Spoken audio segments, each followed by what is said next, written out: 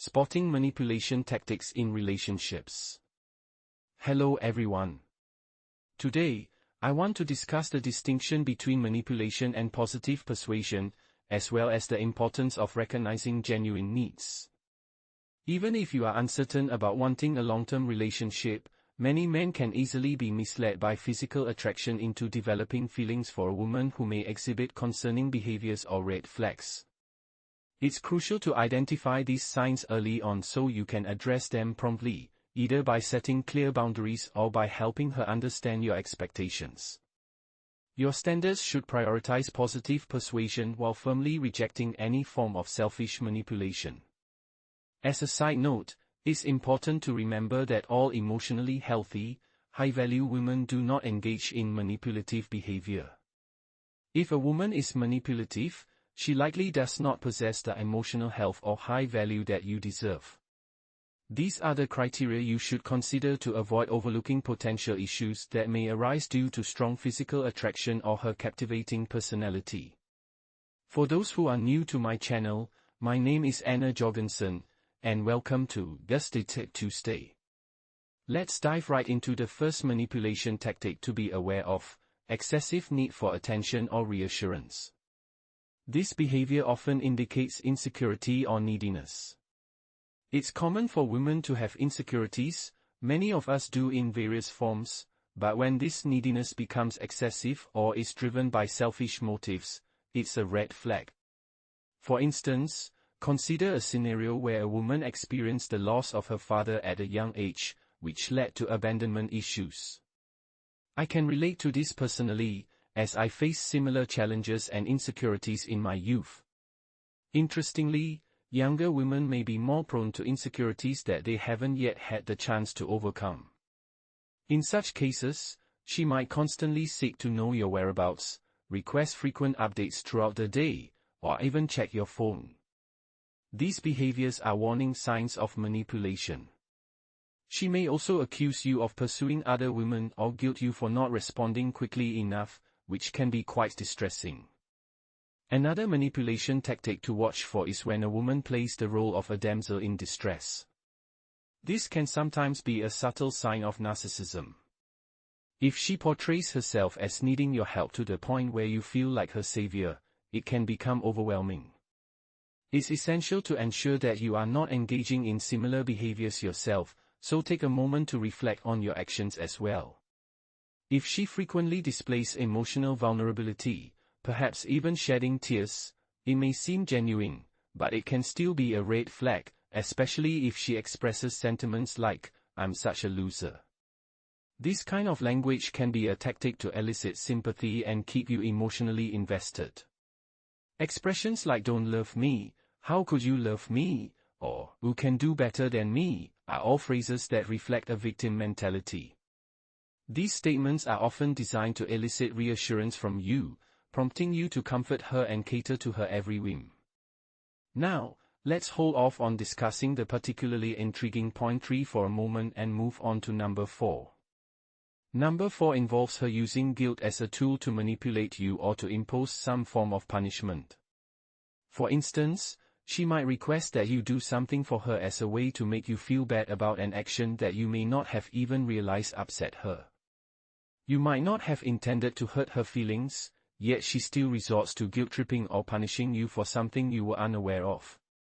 Perhaps you did let her down in some way, but it was unintentional, or maybe you simply made a minor mistake, which is something everyone does from time to time.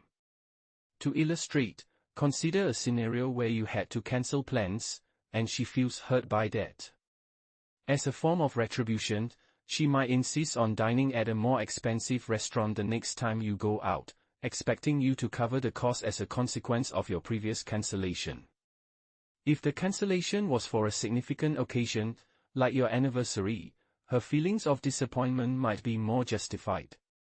However, it's important to note that she should not resort to manipulation or punishment. Instead, she should communicate her feelings openly. Now, she may not view your reasons for canceling as valid, or she might be exaggerating her emotional response, saying things like, "I can't believe you did that to me," or "I can't believe you forgot," even when the situation is not as serious as she makes it out to be.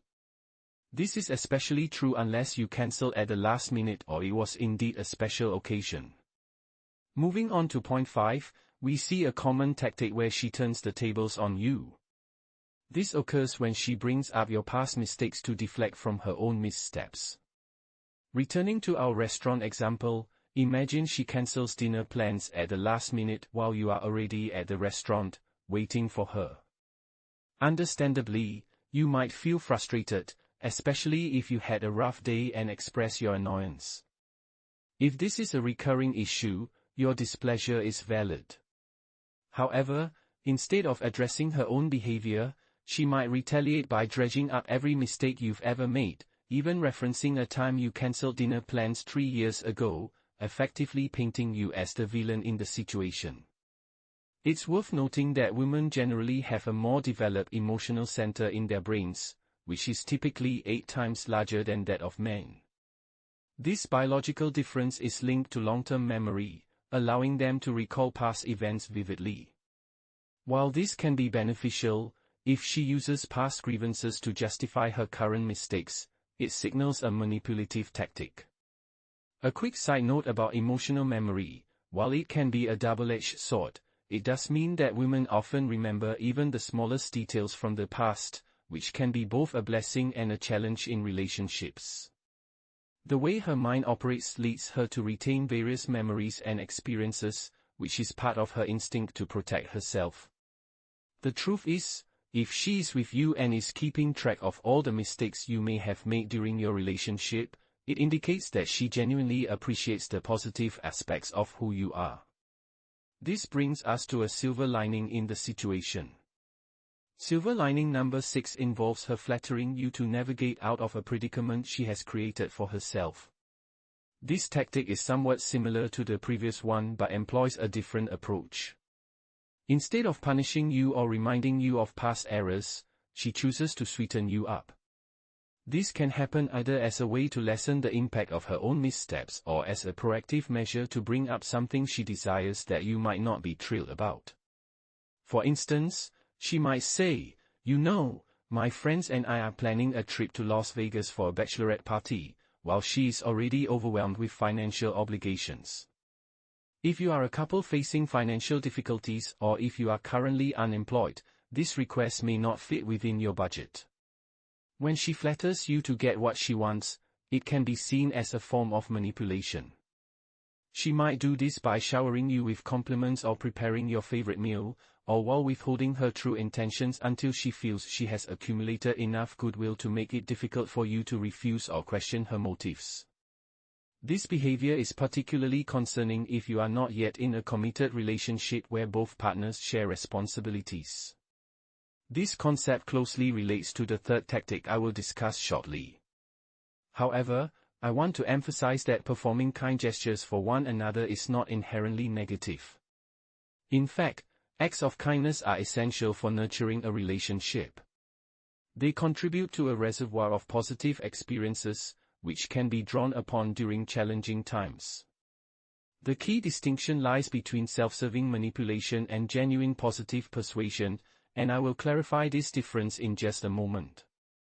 Now, let's move on to juicy tip number 3. She may employ physical intimacy as a means to achieve her goals or to escape from a difficult situation. For example, if she has made a purchase, like tickets to Las Vegas, knowing that you are financially strained, she might use this tactic to soften the blow when she reveals her plans. Similar to how she compliments you or does nice things, she may use physical closeness to influence you, creating an environment where it becomes challenging for you to decline her requests.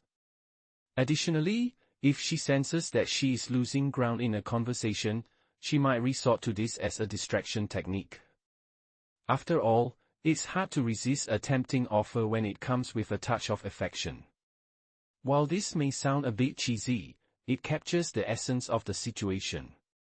If she is being kind with the intention of wanting something but is upfront about it, that changes the dynamic significantly. Imagine that I am preparing a delightful dinner for you, and as I do so, I have a request to make. If my intention is to sweeten the deal a bit, that's perfectly fine. It shows that I am being open and sincere, rather than trying to manipulate the situation. In relationships, it's completely acceptable to engage in negotiations. This is a common occurrence. Now, let's discuss the distinction between intentional manipulation and positive persuasion. First, in positive persuasion, there is a mutual exchange where both parties give without keeping score. Second, it ideally results in a win-win scenario, or at the very least, it has the potential to be one.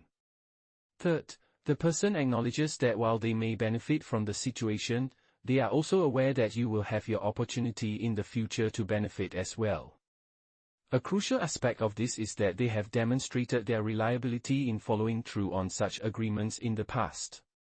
If you find yourself in a new relationship where this kind of reciprocity hasn't been established yet, you will need to decide if you're willing to take that risk.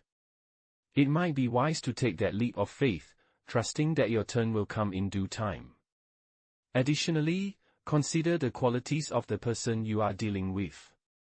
I previously discussed what makes someone a keeper in another video, as well as highlighted some red flags associated with toxic or emotionally damaged individuals.